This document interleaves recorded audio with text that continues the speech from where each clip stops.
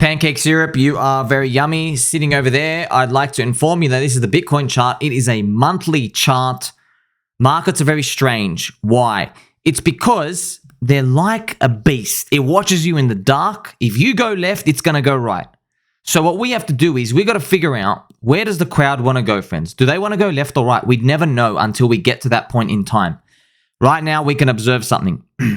Everybody believes the 4-year cycle is gospel. How can everybody get trapped? Everybody can get trapped if we begin the cycle, just as always, which is exactly what we've done.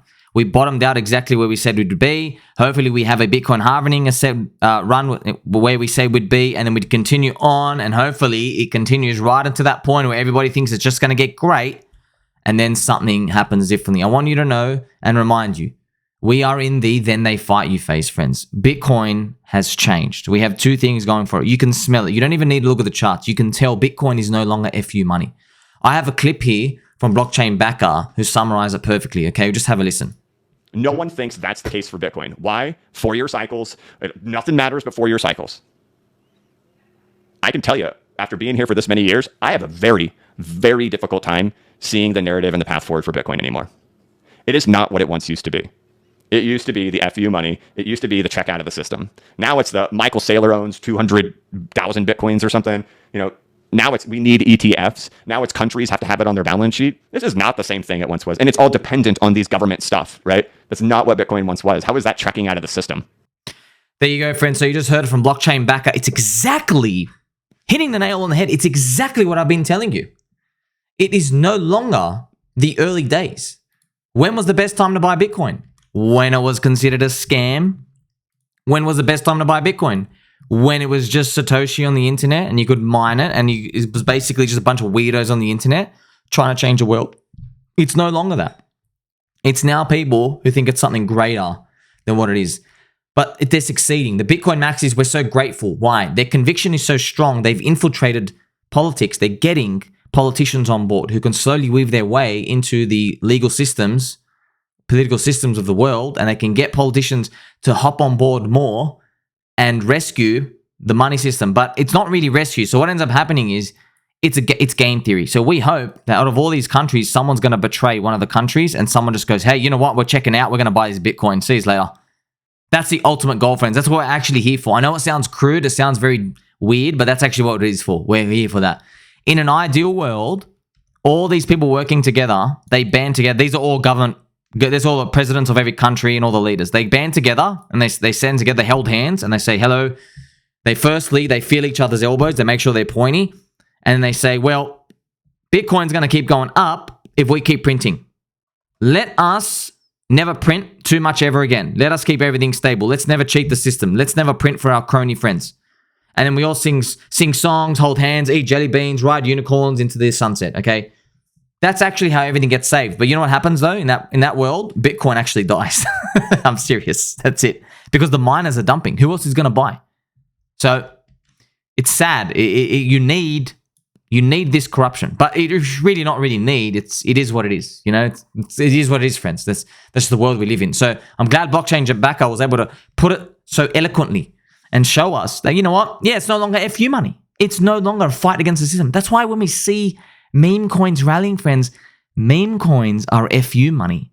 Meme coins is people revolting against the alt VC projects who are just dumping their inflation, saying they're going to change stuff when nothing's actually really happening. That's what it is. That's where it's coming from. That's the people's fighting spirit. Now, it doesn't mean they're all going to succeed, but it's just showing you, right? Now, on this chart here, by the way, a lot of people are scared because they're just seeing that BCB has this. He shows this chart. This is just Ethereum from 2018, friends. So don't worry about this. This is Ethereum blowing up to 1400, coming back down, and then this is the 2018. This is the ETH on the bottom. So he's just showing that Bitcoin maybe does something like that. Look, I don't think it's personally going to happen.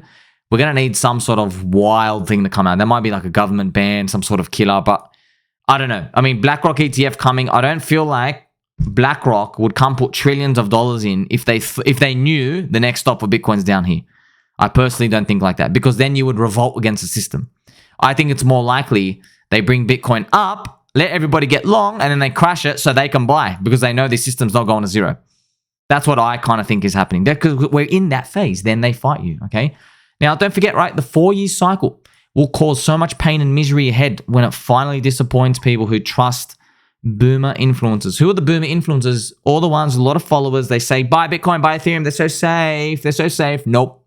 Safe for their pockets, friends, because they're protecting their reputation. All right. Now we have a comment here from Sir Galvin. Sir Galvin has said, from the charts shown, sounds like he's saying we're topped out. Look, everyone thinks, oh, we're topped out. Sometime we're going to crash, friends. It is what it is. All right.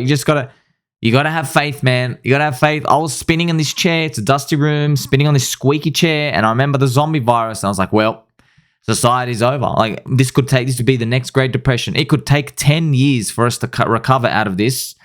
That means markets are dead. Look what happened. Bounce right back. I'm telling you, this is why you got to be super careful when it comes to taking in new information. This is the number one trap for parents, people, is to take in new information. Why? Because we are super sensitive to fear. So we think, going down. When most likely me and you don't know how to compute all the permutations and combinations of how this new information is going to get dissolved over time and the problem gets solved. Me and you can't think of that. We just think about, we've got to get out now. Everything's going down. And I want to remind you, okay, we are definitely, friends, in the then they fight you phase. There's a lot of weird, strange coincidences happening. Okay, now I have this video here. You know the Hawaii fires, the unfortunate circumstances of these Hawaii fires, literally Hawaii completely on fire. This is so strange, man. I mean, how can you look at this? Friends, Hawaii, the city, right? Maui, however you say it. Maui, they are meant to be a smart city. They've already planned for it to become a 15-minute smart city. Now, a smart city is totalitarian government control where no one has a car, and there are shops within 15 minutes. There's like a very, very tight smart city. Everything's AI. Well, they say everything's AI. It's not really. I mean, yeah, it's going to be AI for me and you, but the government has the button to turn everything on and off. Okay, so we know something's around there going. They already planned this. Now, this is the strange part. Maui has a lot of heritage places and a lot of poor people. So this is really strange. The fires only went to the poor areas. Now, look what happened here, okay? The fires have ravaged poor, innocent people. Citizens, the good citizens of Hawaii, they banded together. They made a donation center. Look at this, what happens next. Mysteriously, an officer comes out of nowhere. He says, he didn't know he was being recorded. He did not know it was being recorded, okay? They did it behind his back. He said on here, he goes, the powers that be. He goes that there are powers that be. See down here, you can watch out my Twitter. He says that there are powers that be that want this center shut down. I'm sorry. He says, I don't know why it is what it is. So isn't that strange that a mysterious fire only ravages poor people? Like, come on, man. It's meant to be a fire. You're telling me all the poor people just, come on, man. Yeah, you're so poor. You picked the wrong spot to live because of fires were going to start. Yeah. Look. Do you believe in coincidences, friends? How many of these? I mean, one, yeah, sure enough, but like 600 now? 700? We've got the internet now. We can put all the pieces of the puzzle together. Very, very interesting to see all this. Also very sad. So here I am telling you, right? The elite scam. They don't want any poor people there. They're going to build this smart city. We'll probably see this in hindsight in 10, 20 years. We'll probably look back and go, that something fishy happened, right?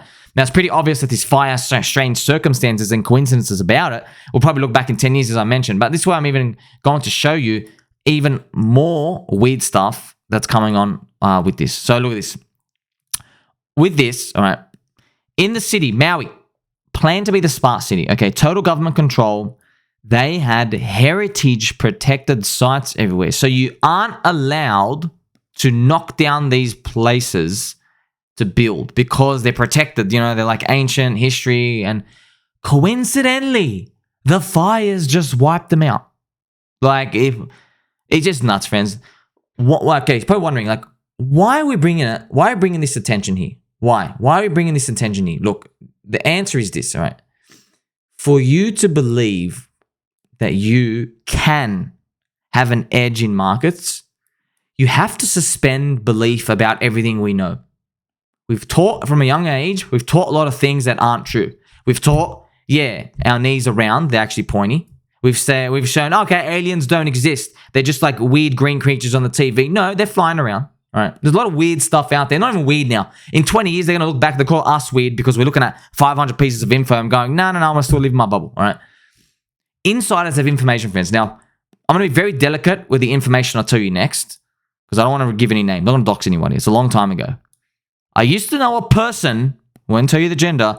I used to know a person who used to be in markets who knew many years ago. I'm talking about like 2001 to 2003, this person was tipped off by someone deep in American like insider politics, maybe their military.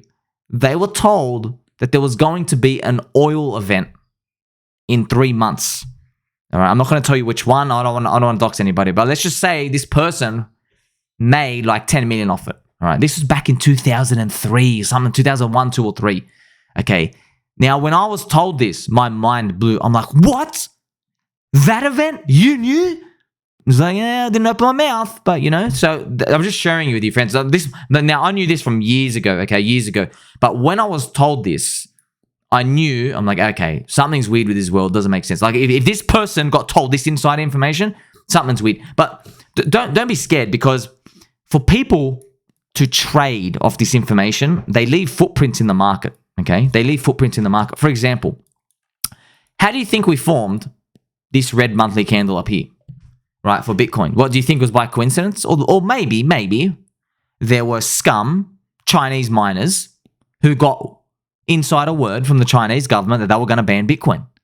Maybe there was F2 Pool who was dumping 15,000 Bitcoin clips there, which was actually happening. You see what I mean? These footprints appear. It's just... Now we have to flip a coin. Okay, does it matter or not? Because a lot of it might be random.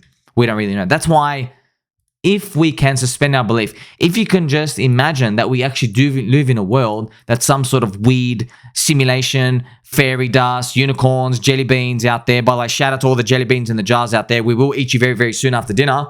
Okay, if you can just think like this, then you'll know that there's a bigger cycle at play. There's bigger forces at play. But also, you know, I'm just looking at the doom side. There's also the upside, friends. Look what humanity has prevailed through. Zombie viruses, another zombie virus, different wars. The guy with the weird mustache wants to take everybody over everybody. They're probably going to plan a fake alien invasion soon. We always prevail. We always do. But for you to sit through the disaster, you got to get off leverage. All right? And you got to just stick to the plan. That's why I bring this to your attention, friends. For us to at least be able to see what's coming up the top, we've got to think about it now. We are thinking about it now. And slowly the pieces of the puzzle come together. You know, my thread, a lot of people bringing a lot of like juicy information, more about Maui, Hawaii. There's weird weapons stuff and testing stuff. Like, yeah, weapons and testing, friends. There's words that the government uses. They're like, okay, don't look over here. Do you remember SBF? He called it Alameda Research because he knew that if he put the word research, that nobody would inspect what he was doing when they were actually doing crypto. That's why they put the word research in there. So just think to yourself, whenever you hear, oh, it's just a test site, it's just a training facility, we know this, okay? So if you know that we are in the then they fight you phase, remember, first they ignore, which is early Bitcoin, first 5 6 years, then they laugh, which was John McAfee, $1 million prediction, I'm going to eat my willy. All right, rest in peace, John McAfee. You know, that was the second phase, and they laugh at you. Now we're in the then they fight you phase. Remember, when did it start? It started with China, with the ban, the mining ban, and then they're banning stable coins, and now they're going to ban more stuff. Right? That's the fighting part. Part of the fighting part, they're going to pull out every dirty trick they can. That's what I believe. So, you know, if Bitcoin really does go to flip gold, they're probably just going to do an outright ban. They'll probably just do it. Yeah, we're banning it. See us. Right? That's why I don't even think we're going to get there. I think they're more sinister than that. Because if they get to that 500K, everybody wins. We all win. I don't think that's going to happen. I think what's more likely going to happen is we're just going to have to be prepared for the 70% chance that something in the 4-year cycle gets disturbed. But hey, at least you had a friend who you like, subscribe, but what and all, who warned you from the very beginning. Catch you next one, friends.